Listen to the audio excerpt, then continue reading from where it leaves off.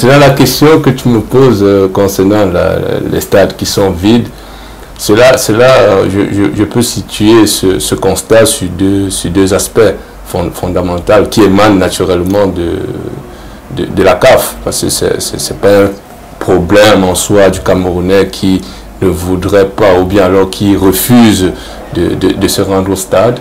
Non, c'est un problème qui vient de la CAF et du dispositif sécuritaire lié au Covid-19 qui a été institué pour le déroulement de cette compétition.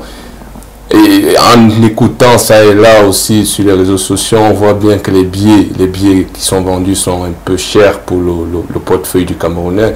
On parle de 4 000 pour les billets de place C, j'ai envie de dire, C ou je sais pas moi, et des places VIP, ils ont de l'argent pour se retrouver au stade. Mais qui fait l'ambiance dans les stades, c'est le commun des mortels. Mais comment est-ce qu'il va entrer au stade si on lui impose déjà comme premier argument à l'achat du billet, se faire vacciner, et le Camerounais qui, je n'ai pas envie de m'aventurer dans cette décision, qui refuse la vaccination au regard des stades qui sont vides. C'est quelques raisons qui, pour ma part, sont fondamentales à mettre en avant pour essayer d'analyser les stades vides à cette compétition.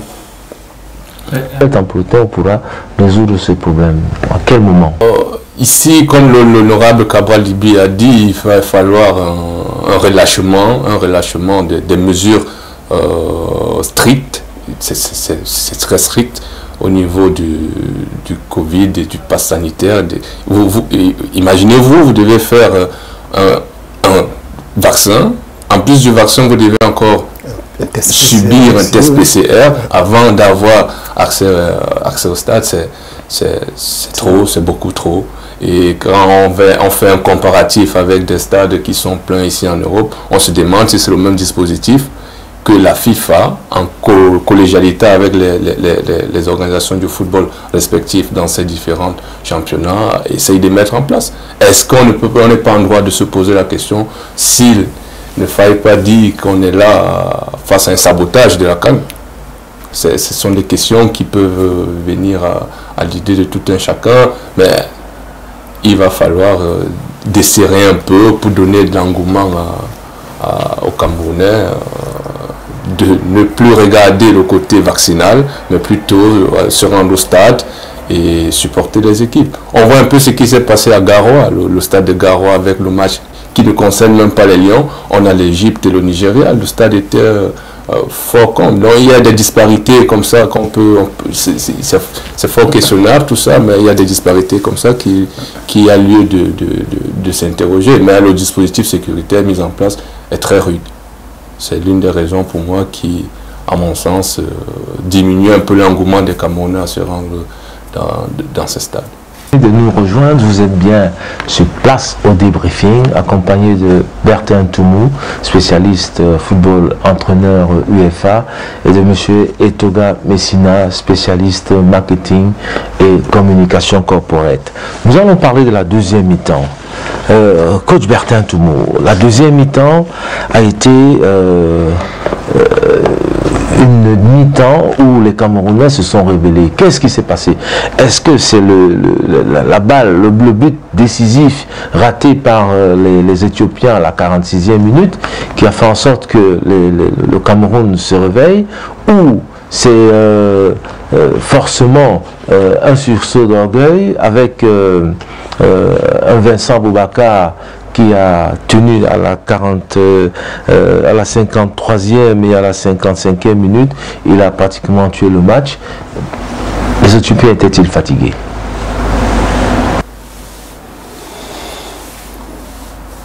Si je fais encore un point dessus, c'est juste pour appuyer sur certains points où je me dis toujours que rien n'est joué tant que l'arbitre n'a pas sifflé la fin. Et quoi qu'il arrivait à ce match, je crois quand même que nos Lions, ils étaient prêts à découdre. Donc, quoi qu'il se passait, que l'Éthiopie marquait un deuxième ou un troisième, je crois que on devrait quand même, je dis à mon humble avis, arriver à une finalité qui était une victoire pour les Lions indomptables. Néanmoins, je vais continuer à appuyer sur le champignon tout en me basant toujours sur ce dispositif où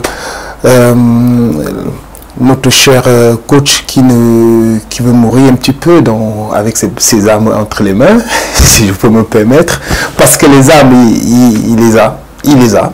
Voilà, on va constater que ça a déroulé. Ça a déroulé pourquoi? Parce que les mêmes joueurs qui sont dans ce même dispositif sur le terrain, je crois que nous ne retrouvons pas exactement ce dispositif de 3-5-2, sauf en défense. Je dis bien sauf en défense où nous voyons toujours que voilà, il y a ce 3 de derrière et les 5 milieux, et les 5 milieux font quoi? C'est-à-dire on a cet apport là sur les côtés. Mais néanmoins, je souligne encore que le but marqué par notre cher ami Toko Kambi, il est venu il était où? C'est au deuxième piqué. Hein? Le premier but. Voilà, le premier but est sur centre de faille. D'accord? Ça veut dire que le mec qui se trouve là où il devrait normalement se trouver en tant qu'homme de couloir. Ah ouais, sur la deuxième zone. Voilà, dans la deuxième zone. C'est comme ça. Alors, nous voyons bien que sur la frappe d'Aboubacar, d'accord, il était sur le côté. Il était bien sur le côté. Donc, ce qui fait que je n'ai pas retrouvé en aucun cas dans l'animation du jeu le Toko Kambi qui est toujours à côté d'Aboubacar. Ouais. Moi, je l'ai toujours vu un petit peu, tous ces ballons demandés ou bien reçus, c'était toujours un petit peu décalé sur le côté, voilà, excentré. Et vous voyez très bien que il a été à l'aise. Et le match en deuxième mi-temps a déroulé parce que nous sommes passés naturellement par les côtés. Naturellement par les côtés. Et les centres sont arrivés à bon port. Et nous avons eu les hommes pour finir les actions. Et je continue à dire encore une fois de plus que un dispositif, il faut savoir l'animer. Voilà. Mais ici dans l'animation... Monsieur Bertin Toumou, finalement... Le Cameroun se retrouve à la 3e place. Lors de nos précédentes émissions, vous avez tiré la sonnette d'alarme en disant que de cette façon, tu ne vois pas le Cameroun gagner la Coupe d'Afrique des Nations. Mais en tant que Camerounais, off caméra, l'espoir était là. Est-ce que cette 3e place est méritée? Merci encore une fois de plus pour ce débriefing. À mon humble avis, comme j'ai toujours répété et que je vais toujours continuer à le dire, ben voilà, jusqu'à ce que voilà, les instants du football camerounais en prennent conscience. Une 3e place, on va dire, pour moi, on va dire, c'est juste symbolique. Franchement, on méritait plus que ça. Mais malheureusement, les circonstances ont fait qu'on arrive là. Mais c'est très dommage parce que on avait quand même les armes, on avait tout pour pouvoir y parvenir et rentrer encore une fois de plus dans l'histoire. Mais voilà, le football a souvent ses surprises et on l'accepte ainsi, quoi. Est-ce que vous avez vibré lorsque le Cameroun s'est hissé à la 3e place? Il faut dire que le match était un peu compliqué, ça a été à l'arraché. Est-ce que ça a été une joie pour vous? Oui, tout à fait, ça a été une joie. La joie vient du fait qu'on conserve notre invincibilité au stade Amadou Ahidjo. Et en cela, les Lions ont montré une certaine bravoure, une certaine force de trouver l'envie de satisfaire le peuple qu'ils ont blessé au préalable. Monsieur Bertin Toumou, l'appel est lancé. Le coach est responsable en partie quand on suit tous les Camerounais, de l'échec des Lions indomptables. Est-ce que pour vous, en tant que coach, en tant qu'entraîneur, à un mois de la compétition, faut-il aujourd'hui dire à Monsieur Conceição, écoutez, on vous met de côté et on prend un autre entraîneur? Comme je l'ai dit tantôt, hein, ça reste un sujet vraiment sensible.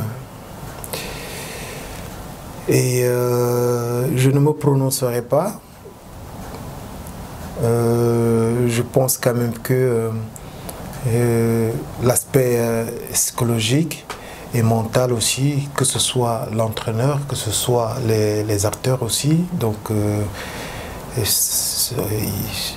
on risque vraiment de faire mal à beaucoup de personnes.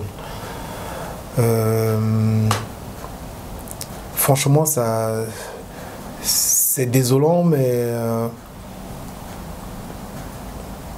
est-ce que c'est lui qui décide de rester ou bien partir? Parce que n'oublions pas que aussi il peut demander lui-même partir. Il peut demander partir, mais on se souvient que le Cameroun a à l'époque mis en place le collège des entraîneurs. C'était lors du mondial, si je m'en souviens bien, soit au Brésil, où je n'ai plus les détails. Il y avait Jules Nyonga, il y avait Mangongene, pour ne citer que cela. Je crois qu'il y avait 5 entraîneurs. Est-ce qu'on risque de se retrouver dans une configuration pareille? Ça reste encore notre débat. Parce que tous ces acteurs-là que tu as cités, ils sont où aujourd'hui? Ils sont où?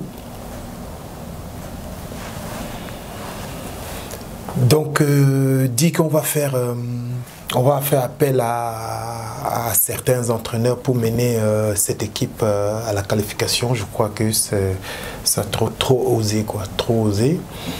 Et s'il faut changer, je ne pense pas qu'on passera par ce moyen-là. Donc je crois que le président de l'Africa Foot, il saura avoir une solution. Donc pour ça, je ne m'inquiète pas. Je m'inquiète pas. Mais ça reste toujours, comme j'ai dit, un sujet très sensible. Voilà. On est quand même à un mois de l'échéance. Hein. Monsieur Etoga, les Camerounais ont une seule envie, aller en Coupe du Monde. Voilà. Est-ce que pour cela, on doit changer d'entraîneur, à votre avis? Ouais, c'est une possibilité. Et si j'ai bonne mémoire, il fut un temps, soit Jules Nyonga, soit Songo, le gardien, nous avait qualifiés pour une phase finale de Coupe du Monde, mais il y a un autre entraîneur aussi, j'ai oublié son nom, il était là après Jules Nyonga, il nous a qualifiés, mais on ne l'a pas confirmé. Oui, il y a le cas Henri Depurin en 98 qui a qualifié les Lions indomptables et au moment d'aller en phase finale, il a été remplacé in extremis par Claude Leroy. Donc vous voyez, moi je veux utiliser le mot qui sied à cette situation-là, c'est la mafia. C'est la mafia. Quand vous regardez un Tony Conceição, quels sont ses états de service? Il vient prendre un salaire de je ne sais pas moi de combien de milliards. Vous avez vu le Camerounais qui s'est fâché à Fandena? Pour dire que c'est quel entraîneur, le Portugais vient ramasser des milliards ici, il doit partir chez lui. Il nous laisse les bons joueurs au banc. Pourquoi? Pour nous faire mal, pour tester en demi-finale. Il vient tester quoi? Donc, l'entraînement, je rejoins un peu ce qu'il dit parce qu'il est technique. C'est son champ de compétences. Mais moi, en tant que spectateur, en tant que quelqu'un qui vit ça, non pas avec la raison comme lui, mais avec la passion, je regarde ces fiascos-là, qu'est-ce que je pense? Qu'il doit partir. Tout simplement. Tout à fait. Nous avons le coach gambien qui défraie la chronique et les faits exposés par le coach gambien sont repris du côté de l'international, notamment en Belgique, Beansport pour ne citer que cela. Il invoque le fait que des joueurs dorment à 6 dans des chambres, ce qui a été démenti par sa fédération. Et après sa qualification, il invoque le fait qu'il a passé la nuit aux toilettes. Est-ce que ce n'est pas une façon de mettre un peu la pression à l'adversaire ou d'animer un peu le débat? Non, c'est une manière d'attirer l'attention qu'il a déjà pour mieux impacter sur le plan psychologique le peuple camerounais et avoir beaucoup de sympathie pour qu'ils viennent l'accompagner dans son élan et dans l'envie de gagner. Mais j'ai envie d'appeler ses propos, dans les rumeurs qu'il a laissé circuler, il a fait beaucoup de mal au Cameroun. Il a fait beaucoup de mal au Cameroun parce que être coach d'une grande nation comme la Gambie et venir proférer de tels propos en ayant dit au préalable qu'il va avoir un propos diplomatique, j'ai envie de dire c'est gros de sa part et c'est pas responsable. Et est-ce que la Gambie finalement a été mis dans des conditions comme les autres parce qu'il estime que pour lui, la Gambie est un petit pays qui n'est pas respecté par les instances FIFA, CAF et Fédération camerounaise de football? Nous sommes dans un monde où c'est la finance qui gouverne et dont les délégations, c'est en fonction des moyens qu'ils mettent à disposition qu'ils s'offrent le luxe de résider dans un cadre idyllique. Le Tajidor dans lequel il a fait sa conférence de presse, c'est où réside le Sénégal et une autre équipe dont j'ai oublié, le Burkina Faso, je pense, a passé quelques jours là-bas. Mais lui, il est à, je crois, la vallée de Bana. C'est pas pratiquement le même standing tel que le gouverneur de la région étant allé au fait de la situation, a narré que peut-être il a été bluffé par la qualité de l'hébergement des autres équipes et c'est pourquoi il a proféré. C'est des supputations comme ça qui permettent de dire que c'est un peu une frustration quand il a vu les autres équipes logées dans ces enseignes-là, mais ça ne c'est pas de la volonté du Cameroun à minimiser la grande nation qu'est la Gambie. Non, non, du tout. C'est le moyen financier qu'ils ont mis dans la préparation de leur Coupe d'Afrique.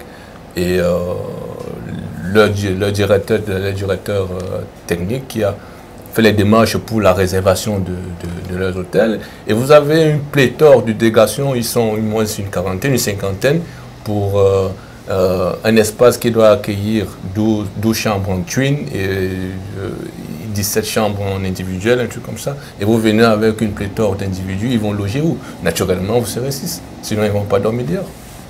Revenons sur le batching, le dénigrement de la CAN Total Énergie 2022 au Cameroun.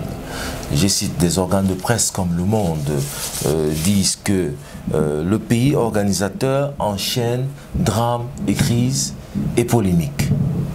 Le RMC, dans son dernier article, dit que lors d'une conférence de presse Burkina Faso-Tunisie, un technicien coupe le micro tout simplement parce qu'il n'a pas été payé.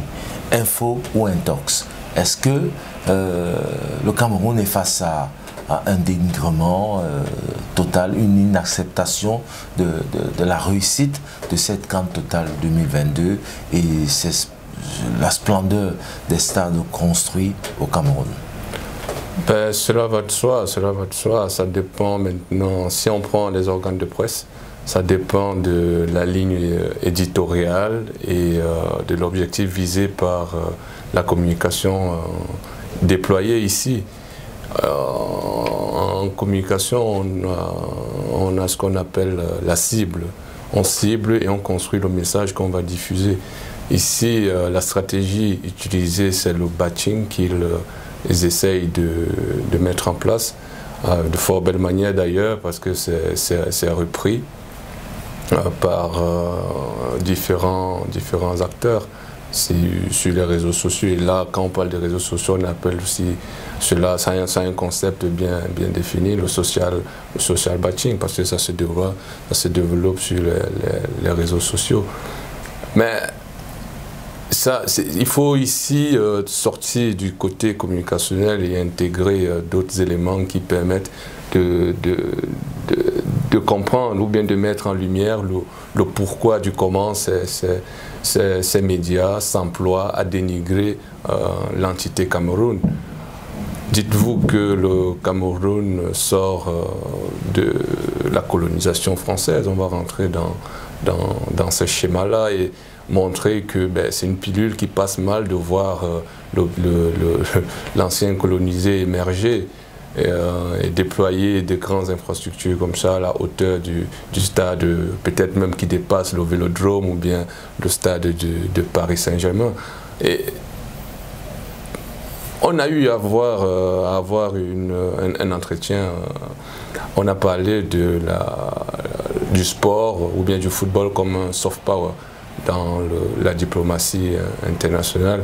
Et ici, le Cameroun fait mal en regardant le développement des infrastructures, le développement même du football africain, que ces médias, j'ai envie de dire, l'international a toujours peint et dépeint de façon à ce que le public, tant européen que africain, considère leur championnat comme un championnat ou alors leur coupe comme une coupe de seconde zone.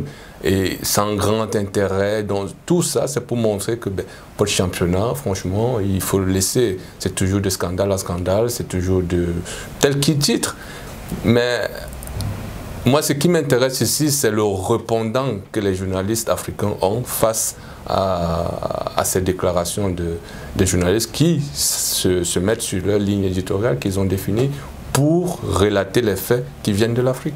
Revenons sur cette avérée ou supposée tricherie des Lions indomptables ou du Cameroun pour une compétition qui n'est pas organisée par le Cameroun, elle est sous l'égide de la CAF. D'un côté, on accuse les tests Covid, de l'autre côté, on accuse les stades. Est-ce que tout ceci n'est pas un mécanisme mis en place pour mettre à mal cette CAN organisée par la CAF au Cameroun? Je dirais d'emblée que la CAF est responsable de tout le méli-mélo qui se passe au Cameroun concernant cette Coupe d'Afrique. Il y a une défaillance communicationnelle à tout point de vue qu'il faille ici relever et mettre en lumière. Si le tohu-bohu qu'il y a autour des tests Covid a pris une telle ampleur, c'est du fait que la CAF n'a pas communiqué dès qu'elle a eu connaissance de ça, sur les supposées accusations qu'on adresse au Cameroun. Et c'est en cela que, face au regard de la précédente question, je parle ici de social bashing, qui, pour régler un social bashing, il y a un comportement à avoir. Soit vous tombez dans deux erreurs fondamentales. Soit vous répondez sur le fait de l'émotion, soit vous faites fi de l'ampleur ou alors de la rumeur qui court. Et donc la CAF a jugé mieux de ne pas communiquer sur une telle ampleur, sur une telle rumeur. Et ça a pris de l'ampleur avec l'implication des influenceurs d'État, j'ai envie de dire, des influenceurs africains qui ont repris à leur corps défendant cette cause pour soutenir un petit poussin face au Grand Cameroun qui était ici comme un combat de David contre Goliath. Et comment vous voulez que David s'octroie encore toutes les faveurs de Dieu pour combattre ce petit poussin-là. Donc c'était un peu un combat injuste qu'ils ont voulu venir aider ce grand pays qu'est le Comore pour faire face aux Lions. Mais il faut ici relever la défaillance de la CAF quant à sa communication sur cet élément de test Covid. Vous voyez qu'elle n'a même pas fait une sortie jusqu'à présent pour exempter le Cameroun de cette accusation. Il a fallu ici que Samuel Eto'o fasse une sortie pour essayer de calmer l'ensemble des influenceurs qui utilisaient cette information pour dénigrer, alors vraiment dénigrer l'organisation de la Coupe d'Afrique au Cameroun.